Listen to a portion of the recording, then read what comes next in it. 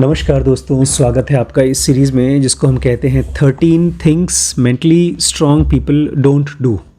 ये बहुत ही अच्छी किताब है। एमी मॉरिन नाम की एक लेडी हैं, इनका एक टेड टॉक भी है जो मल्टीपल मिलियंस ऑफ व्यूज़ हैं। इसमें ये बताती हैं how to take back your power. आप अपने आप को समाज में अपनी पावर को कैसे वापस लें। एम्ब्रेस चेंज, जब लाइफ ज़बरदस्ती आपको चेंज करने की कोशिश करे तो उसको कैसे आप एम्ब्रेस करें, खुशी खुशी एक्सेप्ट करें। फेस योर फियर्स, अपने डर का सामना करें। And train your brain for happiness and success, और अपने ब्रेन को हैप्पीनेस और सक्सेस के लिए ट्रेन करें। इसमें 13 क्वालिटीज़ बताई गई हैं जो मेंटली स्ट्रांग लोग नहीं करते। सबसे पहला, they don't waste time feeling sorry for themselves. वो जब कुछ गलती करते हैं तो उसके बारे में सॉरी फील नहीं करते। और मैंने देखा है बहुत से ऐसे लोग जो सक्सेसफुल होने के बावजूद अगर दुखी हैं तो अक्सर सॉरी फील करते रहते हैं। ये चीज़ मिस हो गया, इसको ऐसे कर सकते थे, और फिर उसकी बदबू आती है फ्यूचर में। मान लीजिए मेरा बेटा है, वो मेरे हिसाब से पढ़ाई नहीं कर रहा है, मेरे हिसाब से शादी नहीं कर रहा है, तो फिर मैं उसको फ्यूचर में भी रिलेशनशिप नहीं बना पाऊँगा क्योंकि तुमने मेरे हिसाब से नहीं किया। इसी तरह से अगर आपका करियर है कि आपका पास्ट में कुछ करना चाहते थे, नहीं कर पाए, तो फ्यूचर में भी आप अपने करियर को सही नहीं कर पाते। तो सबसे पहला ये करता है समझदार आदमी, मेंटली स्ट्रांग आदमी, कि वो अपना सॉरी फील नहीं करता। दूसरा हम लोग पढ़ रहे हैं, they don't give away their power.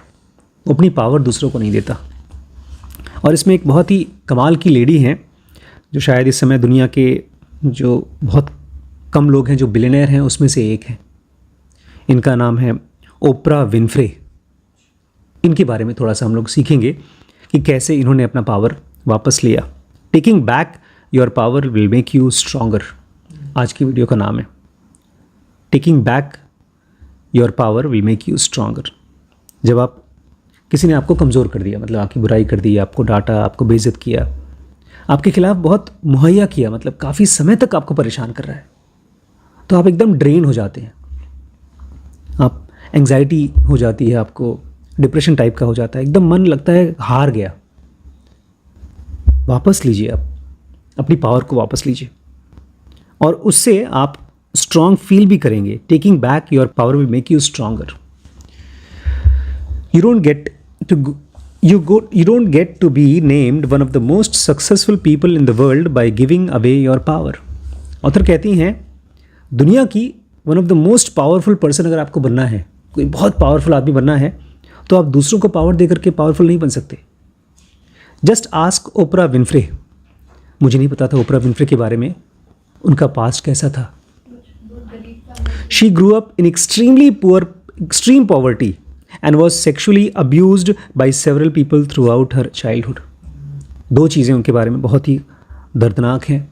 बहुत ज़्यादा गरीब थी, मतलब आप लोगों को कभी वैसी गरीबी नहीं फेस की है। आप सबके पास हमेशा 3, 4, 5 सेट कपड़े थे। हम सबसे ज़्यादा गरीबी महसूस की है मम्मी ने। हमारी मम्मी ने, उनके पास एक बार केवल 2 ही कपड़े थे, बस 2 ही कपड़े। तो जब कहीं स्कूल जाती थी, कहीं फ्रेंड के पास जाती थी, तो उसकी फ्रेंड ने बोला तू तो खाली हमेशा ये कपड़े पहन के आती है। तो उनको बड़ा ख़राब लगा था उस टाइम पर। तो शायद उसी वजह से उनको लगा हो कि मुझे गरीबी में से बाहर निकलना है, इसलिए शायद वो पढ़ पाएँ। ये इसका पुश बहुत इंपॉर्टेंट होता है। जो इसको फील नहीं कर पाता उसको उसमें से निकलने का मन नहीं करता, लेकिन ज़्यादातर लोग निकल नहीं पाते। गरीब आदमी एवरेजली गरीब ही रहते हैं।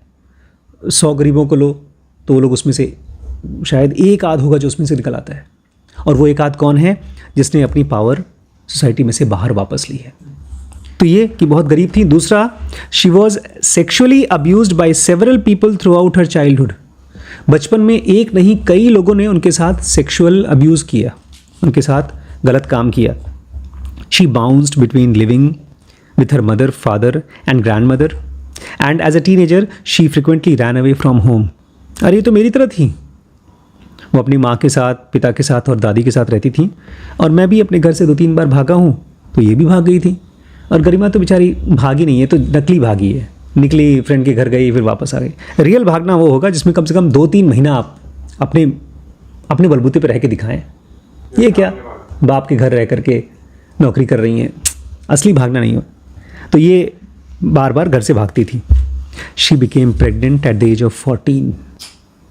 14 साल की उम्र में बेचारी प्रेग्नेंट हो गई। But the infant died shortly after birth. बच्चा पैदा भी हुआ और वो जैसे ही पैदा हुआ वैसे ही मर गया। During her high school years she began working at a local radio station. अब श्रीश ने जो सवाल पूछा है कि वो करती क्या थी, जब वो हाई स्कूल में थी तो लोकल रेडियो स्टेशन पे काम करती थी। She worked her way through several media jobs. फिर ऐसे एक के बाद दूसरी के बाद तीसरी छोटी छोटी नौकरियाँ की मीडिया में। And eventually she landed a job as a TV news anchor. और फिर उनको टीवी में न्यूज़ पढ़ने का काम मिल गया। She was later fired from this position. और बाद में इसमें से भी उनको भगा दिया गया, फायर कर दिया गया।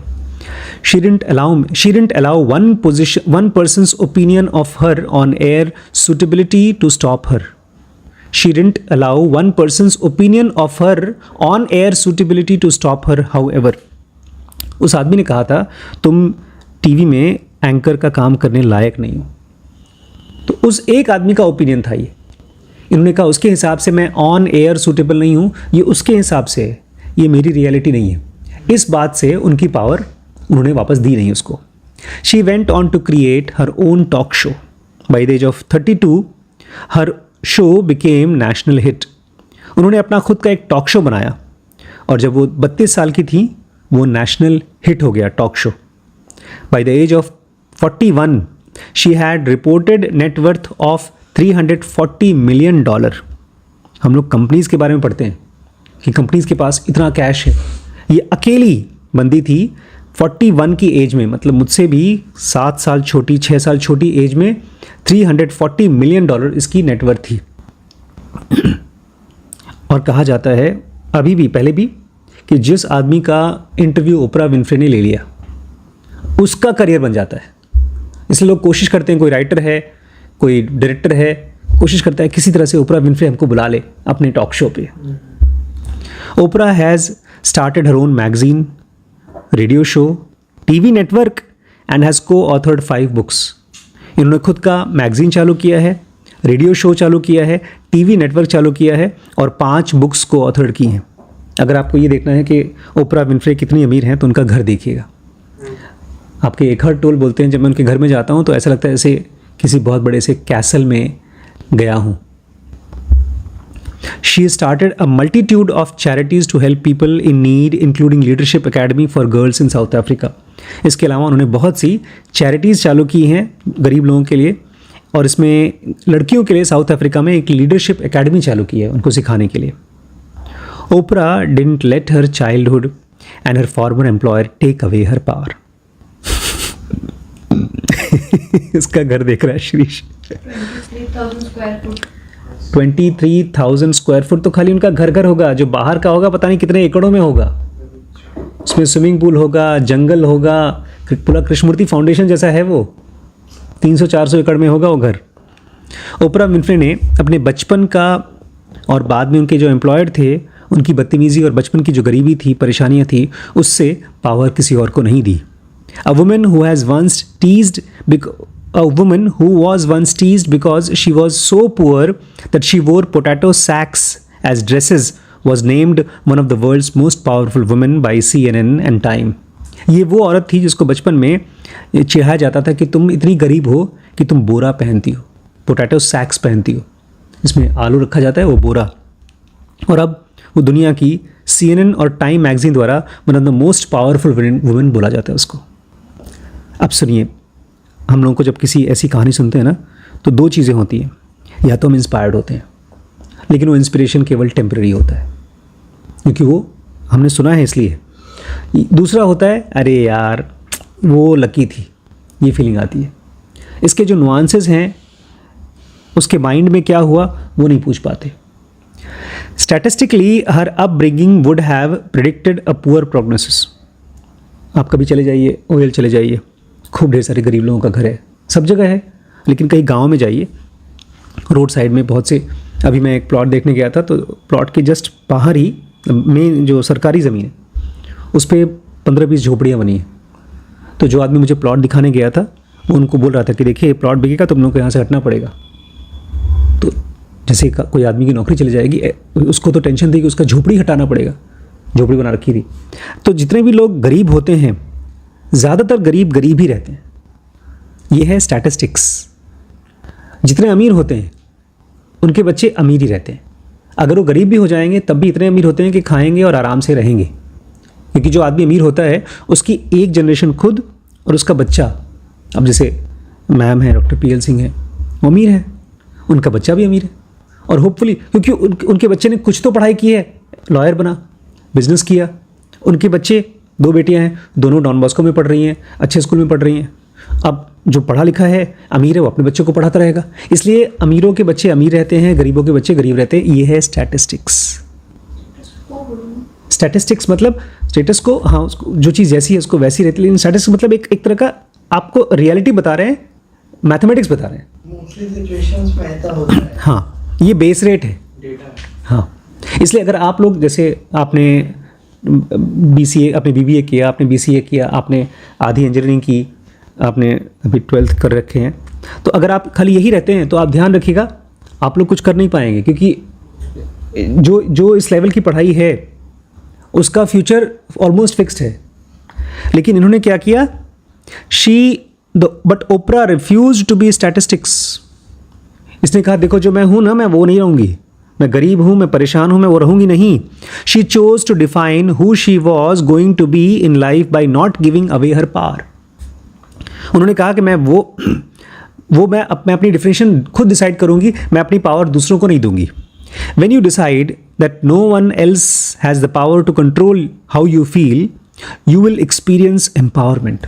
कभी इसको देखिएगा, जैसे मान लीजिए आपने बहुत ख़राब फील कर रहे हैं, एग्ज़ाम में फेल हो गए, जैसे आजकल हम लोग बहुत परेशान हैं। जब आप परेशान हैं तो अचानक से किसी ने आपको परेशान कर दिया। When you decide no one else has the power to control how you feel, you will experience empowerment. ये आपका मेंटल डिसीजन है। जिस दिन आप डिसाइड करते हैं कि कोई और आदमी आपको पावरलेस फील नहीं कराएगा, उस दिन आपको पावर फील होती है। जैसे लाओ त्सु थे, कोई मुझे नहीं हरा सकता। क्यों? मैं तुमसे लड़ूंगा ही नहीं, तुमको मैं खुशी दूंगा ही नहीं जीतने का। Here are some other ways how retaining your power will help you to become mentally strong.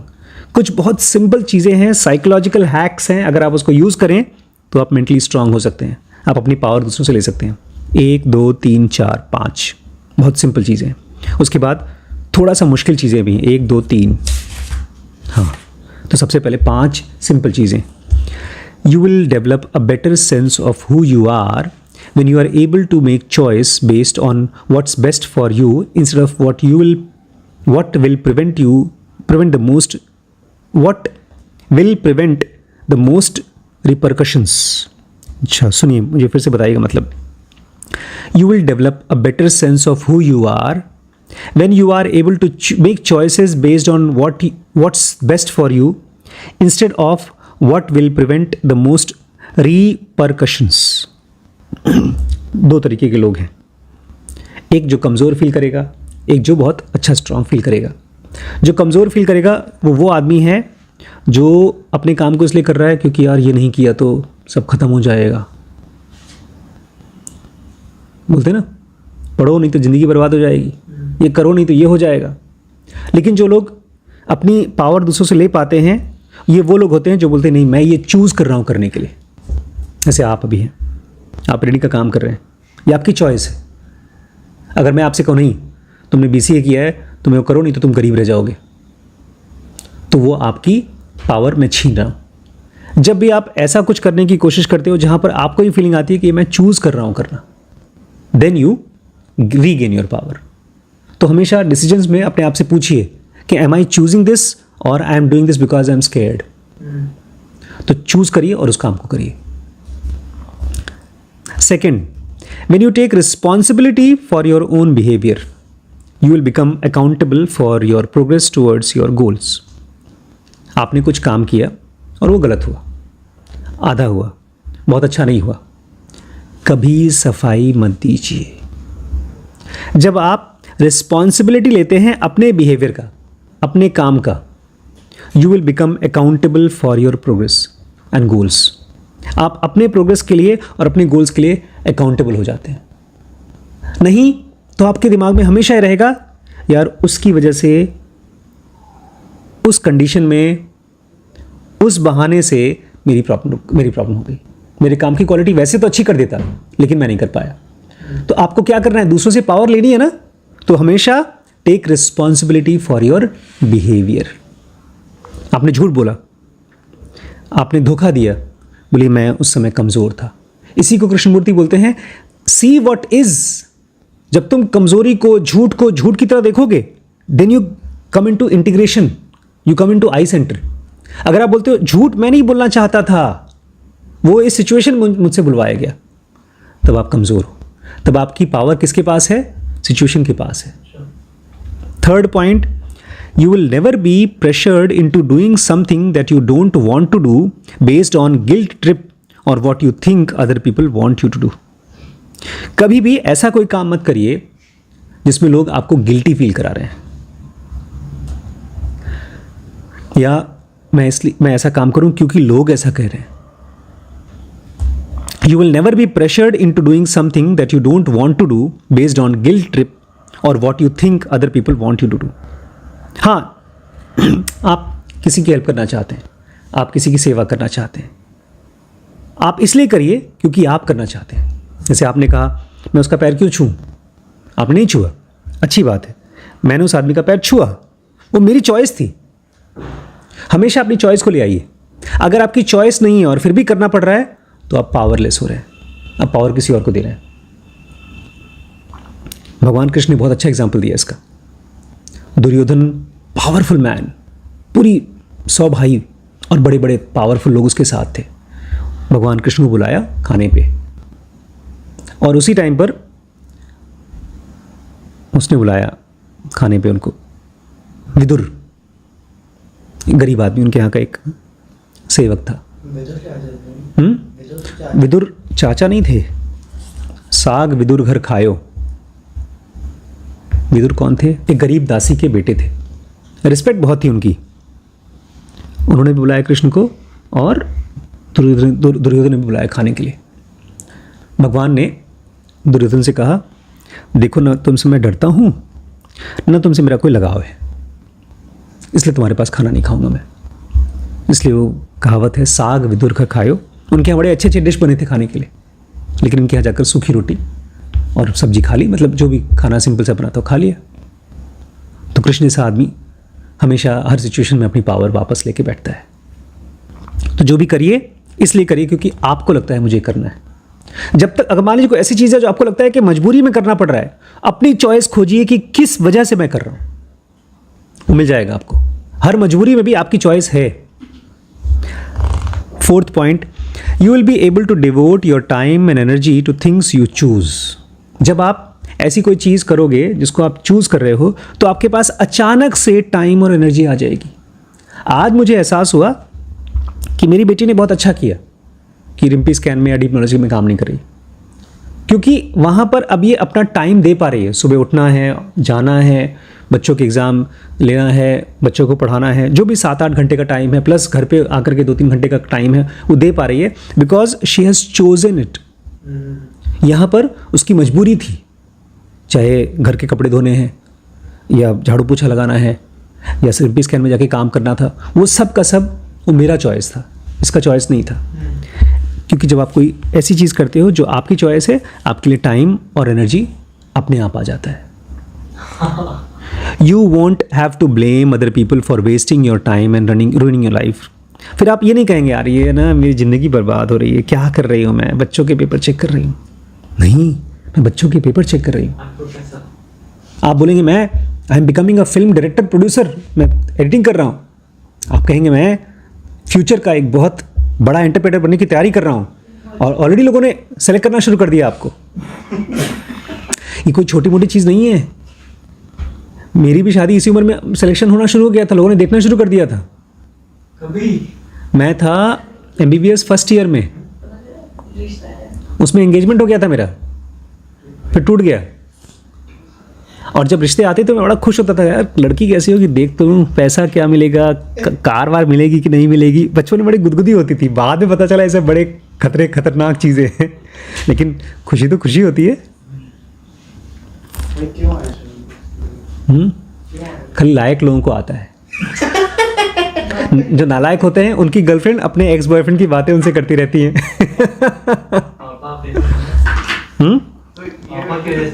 छोटा है ना, तुम्हारे क्या लड़की भी छोटी है, अभी 11 साल 11वीं क्लास में। 10 रिश्ते तो उनके आ चुके हैं, शादी नहीं कर रही हैं। 2 रिश्ते उनके आ चुके हैं, वो बात नहीं कर रहे हैं। समझ आता है क्यों क्यों नहीं समझ में आएगा? अरे तो ये तो छोटा तुम्हारा नहीं है आज तक, मम्मी पापा का रिश्ते क्या तो आए। तुम अच्छे बच्चे नहीं हो इसलिए नहीं आ रहे। तो जो भी आप काम करेंगे उसमें आप कभी टाइम की कमी नहीं होगी, एनर्जी हमेशा रहेगा। Third, retaining your personal power reduces the risk of, बताइए क्या होगा अगर आपने अपनी पर्सनल पावर दूसरों से ले ली, तो एक चीज़ धीमे धीमे कम हो जाएगी। कौन सी चीज़ जो आपको होती है? Anxiety, depression, anxiety and other mental health issues. जब आपको मजबूरी लगती है किसी चीज़ में कि मुझे करना पड़ रहा है, इसलिए आपने एग्ज़ाम छोड़ दिया, पढ़ाई छोड़ दी, क्योंकि आपको डिप्रेशन आ रहा है उसको करके। अगर पढ़ना ही है तो अब चूज़ करके जाइए, बोले मैं एग्ज़ाम दे रहा हूँ, मैं फेल होऊंगा, मैं 2 बार 10 बार एग्ज़ाम दूंगा और फेल होकर वापस आऊँगा, but I choose to do it. Many mental health problems are linked to a status sense of hopelessness. बहुत सी mental health problems sense of hopelessness से कनेक्टेड हैं। बहुत से अच्छे लोग यार IAS PCS की तैयारी करते हैं, इवन IAS PCS हो जाते हैं, उसके बावजूद भी सेंस ऑफ होपलेसनेस होती है। वो काम में चॉइस नहीं होती, तो उनको डिप्रेशन आ जाता है। मैं यहाँ पर एक 4-5 साल पहले एक SP थी यहाँ लखीमपुर में, SP मतलब पुलिस की सबसे बड़ी ऑफिसर लखीमपुर की। उन्होंने मुझे बुलवाया, उनको ये परेशानी थी, सेंस ऑफ होपलेसनेस। मैं कर क्या रही हूँ?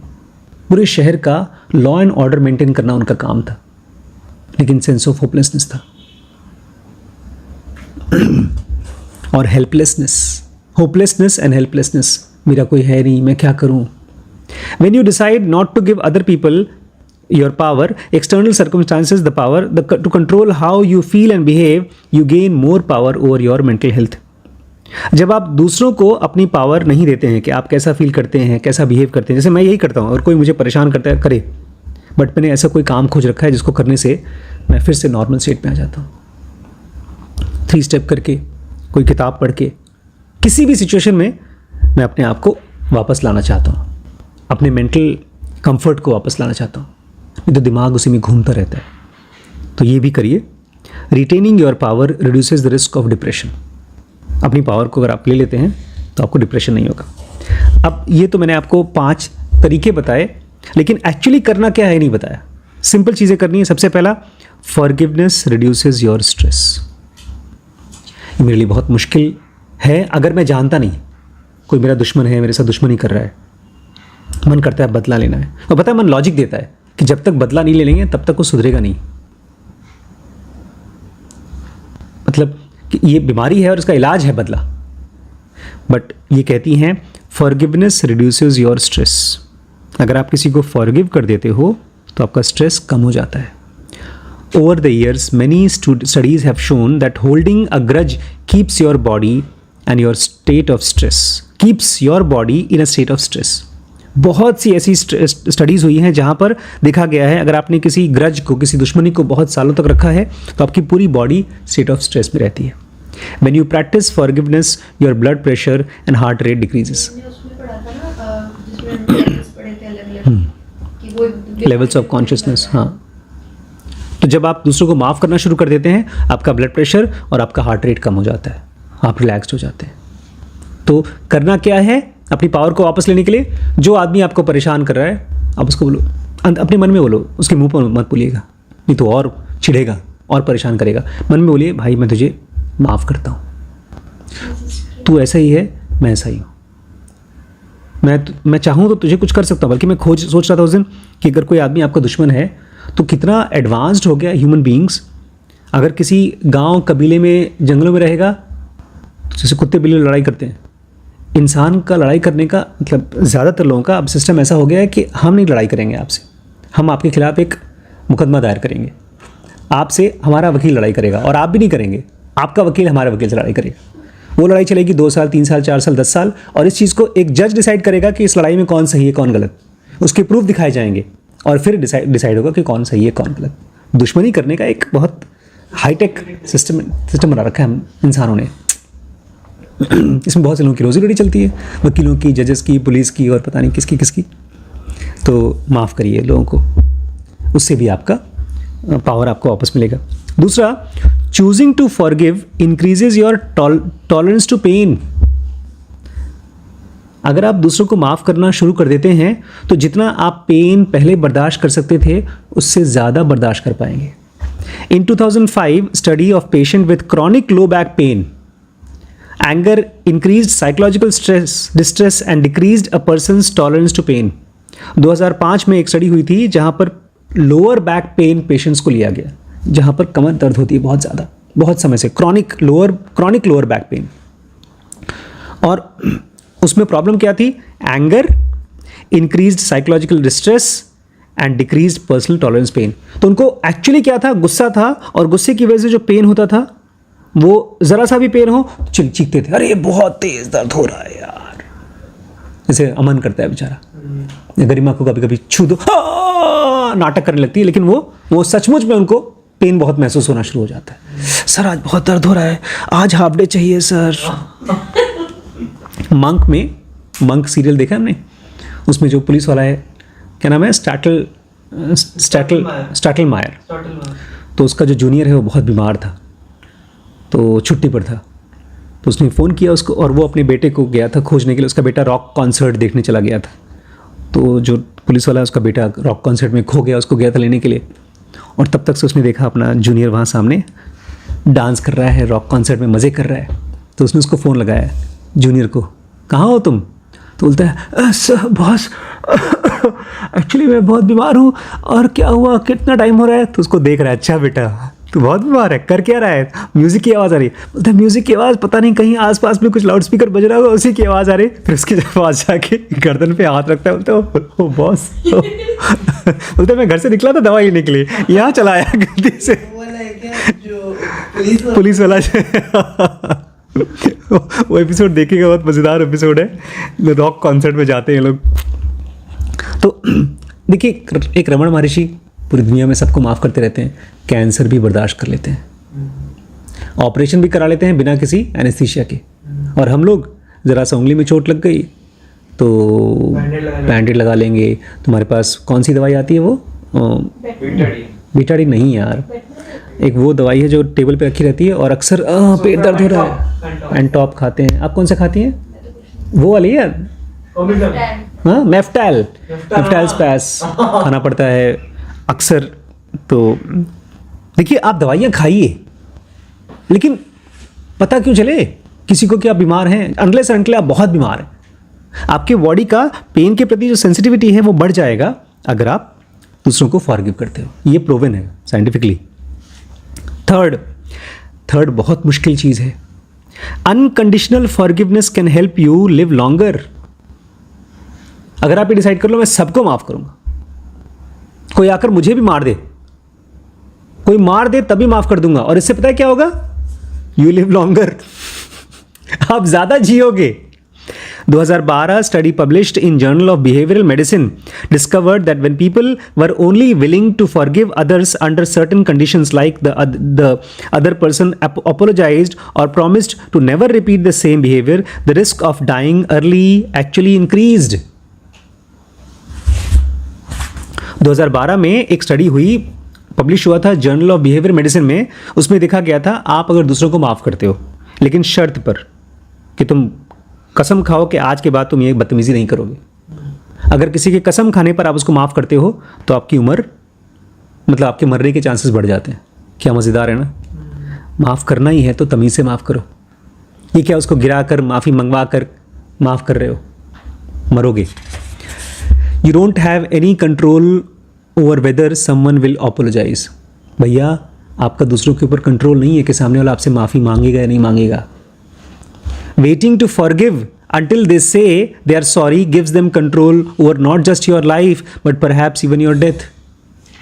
अगर आप ये वेट कर रहे हो कि सामने वाला आकर के मुझे सॉरी बोले तब मैं उसको माफ़ करूंगा, तो आपने अपना पावर उसको अपनी ज़िंदगी का नहीं दे दिया, अपनी मौत का भी दे दिया। आप जल्दी मरोगे। अगर लंबी ज़िंदगी जीना चाहते हो तो अनकंडीशनली लोगों को माफ़ करने दो, माफ़ करते जाओ। बुद्ध की तरह हो जाओ, एक साधु की तरह हो जाओ, एक योगी की तरह हो जाओ। कृष्ण ने भी लोगों को माफ़ किया। ये जो लड़ाई हुई, ऐसा नहीं कि माफ़ी नहीं दी, ये पूरी की पूरी लड़ाई खुद को जानने की थी, धर्म को जानने की थी, माफ़ करने की माफ़ी तो थी। तो ये कुछ पॉइंट्स थे जिसको आप यूज़ कर सकते हैं और अपनी पावर दूसरों से वापस ले सकते हैं। कल हम लोग पढ़ेंगे they don't shy away from change. जब भी चेंज का मौका आता है ना, तो हम लोग सवाल पूछते रहते हैं, क्यों करें, मजबूरी है क्या, वगैरह वगैरह। बट जो लोग मेंटली स्ट्रांग होते हैं वो लोग चेंज से शर्माते नहीं हैं। ठीक है, वो कल पढ़ेंगे।